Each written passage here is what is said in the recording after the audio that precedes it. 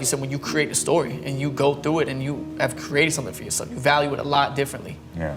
Do you still feel like an underdog? Like, is there still a 6th round, 199 pick back there in your mind? Like, do you still feel like you got something to prove? Maybe not to the world, but even to yourself? I think for me, it is about proving that 199 mentality. It's a good mentality to have. I don't think I feel like I'm the underdog like I used to. I feel like if I was still playing football, I'd still feel like I was the underdog. Yeah. But I think in probably my professional life, obviously I don't feel like the underdog, but that doesn't make me approach things any differently. I still feel like I want to take that approach that, there's another great saying, if you're the smartest person in the room, you're probably in the wrong room. Wrong room. So I'm trying to surround myself with people that are smarter than me in a lot of areas, that are smarter than me physically. They know more about their body, how to take care of it, how to nurture their body, that mentally that they are more talented and they have better approach to, let's say, being a businessman or entrepreneur. And then emotionally, how can I continue to grow emotionally? I don't want an emotion, to stunt myself emotionally where I'm not detached from my feelings or emotions or certainly detached from other people's emotions. I want to be connected to the people that I have relationships with. I want to help them be emotionally mature, be emotionally stable, lose that emotional volatility so that you can show up every day with a good attitude. So how are you navigating those emotions? It's a lot. It's a lot to take in. Sometimes life is really heavy, and maybe emotional awareness is something that I think this generation is starting to pick up and learn. Like, how did you learn, okay, mentally, there's things I got to work on when it's not going my way? How are you navigating those emotions? A lot of older people that I learned from, they care less about what other people think as you get older. So the younger you can care less about what other people think, I think your life could be a little more emotionally less volatile. Because you don't have to give in to what other people may think of you. You don't have to give in to what these other expectations might be. You set your own expectations, and then you got to be willing to work toward that expectations. You're the one that has to be willing to put the work in. So I think it's just naturally it's an evolution. But when you're young and you're on a schoolyard and you're trying to fit in and you're trying to figure out what the other kids are doing and you don't want to be not the cool kid and you don't want to be, you try to fit in and you try to do what other people want. You try to not stand out so people make fun of you. But then you get to a point where you're like, fuck, I don't want to be a people pleaser. I tried to be a people pleaser in college, early part of my pro career. And then I realized I couldn't be all things to all people all the time. And I had to learn some tough lessons through that and create some healthy boundaries.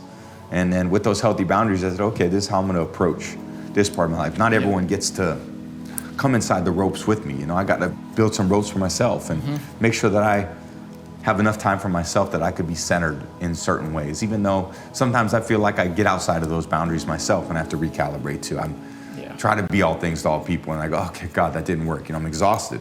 How do I find some peace and quiet in my own home to, get to a better place where I can approach the world with, less volatility.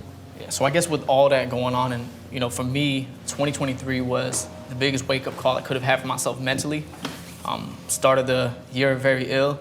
I got diagnosed with bipolar 1 disorder very early, and I had to learn a lot about my body and just how I would care for myself going forward. And when you're young and ambitious, I'm sprinting to the finish line. It feels like I need to get it all now, and that's kind of my generation. It's like instant gratification. I'm trying to get it, but I had this idea to just make it and do whatever I had to, and it got me. It got the best of me. I completely burned myself out, took it all the way down to the stub, and I had to relearn just how I'm gonna care for myself. What am I gonna do for me?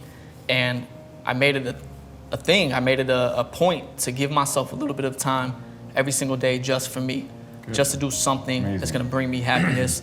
And that self-love has been important. Good. Like, what does self-love look like for you? What are you doing for yourself that's just for you? What are the types of things you're doing? Tell me that's probably more important to me. Skateboarding. And that was a passion that I had when I was young. And I let it go because, originally I'm like, man, I'm gonna run track because that's the easiest way to get a scholarship to go to college. And what I learned is that, man, like you, I can't please everybody. I'm trying to follow what people are telling me, and I'm losing pieces of myself that I feel like were most important, things that I knew I was passionate about.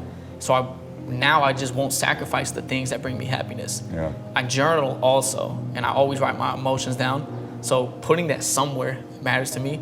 I've been in therapy. I started therapy over a year ago now, so that's been awesome. And I think there's a stigma around therapy being this thing that you only go to when you're really fucked up. Yeah. But it's not the case, man. Successful people go to therapy. It's a tool in life to navigate things when you feel like you don't know where to put them. Yeah. Therapy's been a part of working out.